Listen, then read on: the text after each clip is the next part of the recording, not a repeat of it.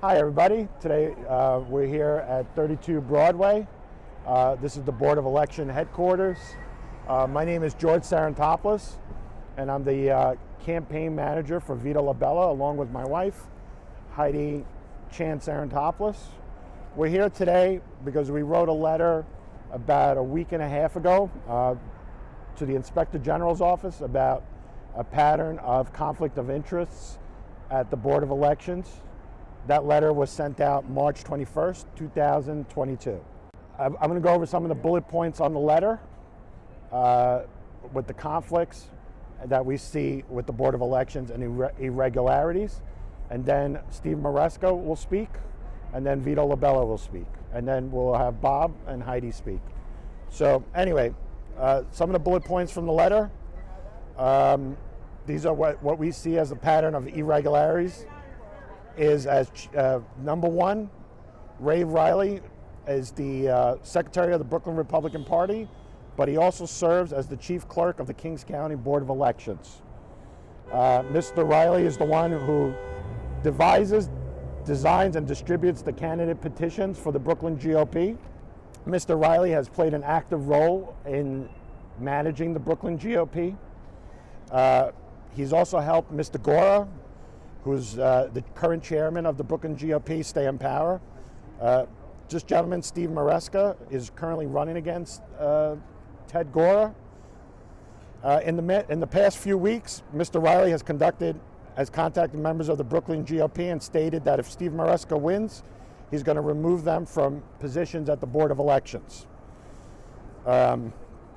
Furthermore, Mr. Riley has expressed concern to district leaders and other individuals about losing his job and sees Steve Maresca as a threat if Steve Maresca is the county chair going forward. Furthermore, David Chippizzelli, another employee, a full-time employee of the Brooklyn Board of Elections. He's also the 51st Assembly District leader from the Brooklyn GOP and serves on the executive committee.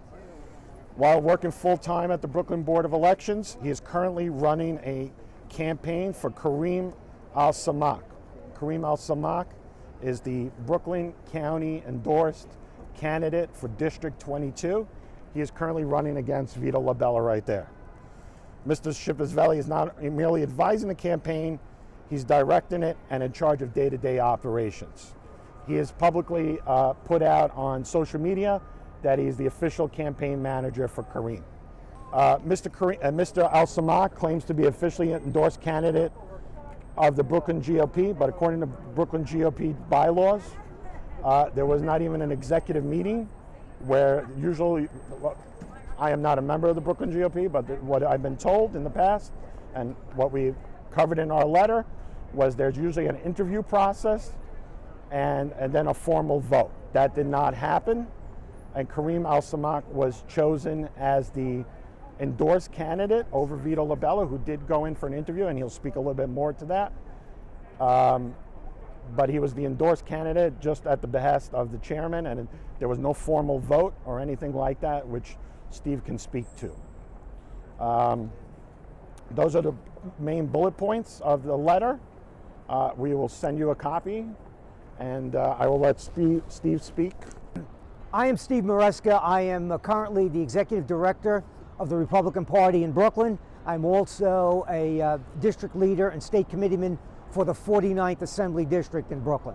And what George outlined in the letter that was sent to the Inspector General really are very prime examples of what I see as a more overall conflict, built-in potential conflict of interest between the Board of Elections and the political parties. I make an analogy as a sports fan that it's somewhat akin to having the umpires or the officials at a sports event, a baseball, football game, also be players on the team. You're not going to get a fair result when you have something like that, because the temptation to make sure your team wins is very great. What we have is Board of Elections that has many, many employees who are also officials of political parties. And we've seen that in the Republican Party in Brooklyn. We see it also in other counties and with other parties. When you're a district leader and you're an employee of the Board of Elections, there's a potential to put your position as an employee under pressure because if you are a district leader, you may be told, gee, this is the way we'd like you to vote in the executive committee meeting, this is what we'd like you to do, but you know that you're also an employee of the Board of Elections, and you can make a connection that what you're being asked to do politically might affect your employment at the Board of Elections. And I think a number of employees who are active, particularly with titles like district leader, are very, very wary of doing what they know the chairman of the party or those who influence them want to have done, because they want to safeguard their employment. Obviously, people want to keep their jobs because it's their livelihood, but it shouldn't be affected by other things that they do. In addition, we have a situation where this exists really throughout New York City, where if you are a poll worker and the district leaders get to appoint the poll workers, but ultimately the county chair has veto power over a poll worker, can say, we don't want this poll worker to work. Well, we've now seen examples of poll workers being told, if you don't support this candidate, or if you don't support the existing leadership, you will not work as a poll worker again. Now, this is really inherent unfairness, because many of these poll workers are senior citizens, they're not employees, they work during elections. They work now with early voting, and with expanded early voting, this is becoming very important, because the board needs poll workers. We have early voting for 9 days, we have expanded sites this year, and the people who work to make extra money, to be part of the political process, and they should not be subjected to pressure about who they support in a particular political race. They want to work, they're trained, they can't work unless they pass a test, and if they do that, and we have some very excellent poll workers, I can assure you, they should just be permitted to work. And I, as a district leader, have never said to a poll worker that I've approved, and I will tell you, I've never disapproved any poll worker, because if you pass the test and you want to work, we need poll workers, okay? And I've never said to any poll worker, unless you support my candidate or me, you're not working. I've never done that and never will. But we've had an instance of that this year, at least one, where a poll worker was told, you will not work again if you don't support a particular candidate. And I think it's been implied to other poll workers. So this is particularly egregious, because a number of them are seniors who depend on the money they make in primary and general election work in order to pay their bills as a means of livelihood. You can make several $1,000s now working early voting and on election day, and if that's going to be put in jeopardy because you're not supporting someone's candidate, that is inherently unfair. So what we're doing is we're going to call upon the Inspector General or New York State Attorney General, any other office who wishes to look into this, to look into the way the Board of Elections operates vis-a-vis employees who have positions at the board and also have positions in the party organization, leadership positions where they can affect candidate endorsements, where they can affect who runs, who gets on the petition, and what happens during petition challenges. This is inherently unfair. And if we want a truly democratic process, small d democratic process, we need to eliminate this potential unfairness and conflict of interest with board employees and officials of political parties. And that's something that needs to be investigated and reformed. And to give you a particular idea, a particular example of how this can be egregiously manipulated, George alluded to it in the letter, but I'm going to have our candidate, our Republican candidate for the state Senate in the 22nd Senatorial District in Brooklyn, speak about what happened to him specifically this year because of this. Vito Labella. Vito, go ahead. My business in the state made me a looker-on here in Vienna, where I have seen corruption boil and bubble till it o'er run the stew. Laws for all false, but false so countenanced that they stand like the forfeits in a barber's shop, more in mock than mark. Well, that was Shakespeare, measure for measure, 500 years ago. But guess what? It doesn't get old. I am the candidate for Senate 22 in Brooklyn. I'm also a retired police lieutenant and sometimes actor.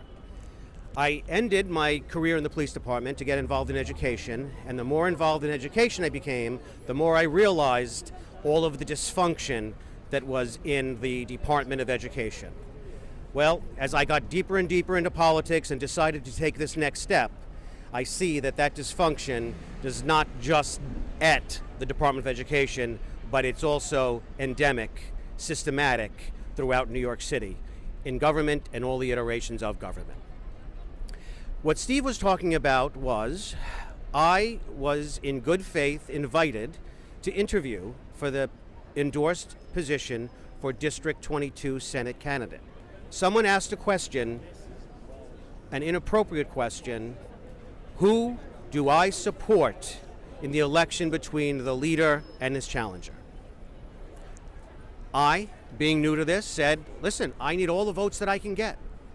I, in good faith and in total honesty, said, I am totally neutral. Whatever happens, happens, and then we'll go forward. Well, that wasn't the right answer.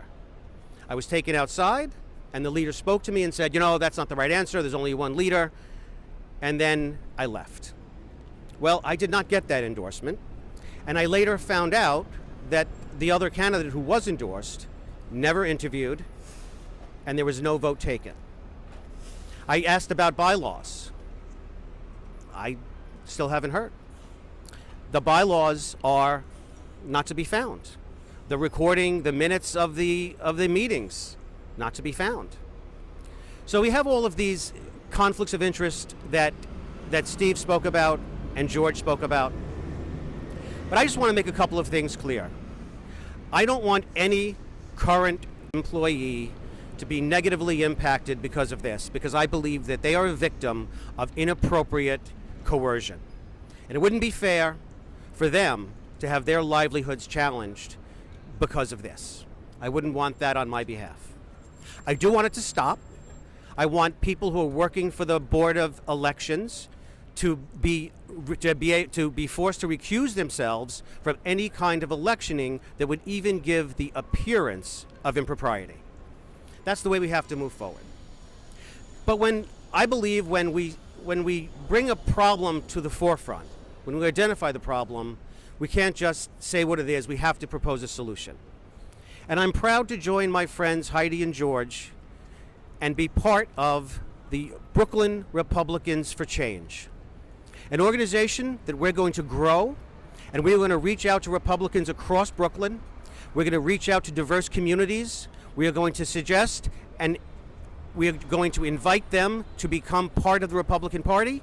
We are going to grow with it, and we are going to be the basis for our club, for our organization, is going to be integrity, transparency, and accountability.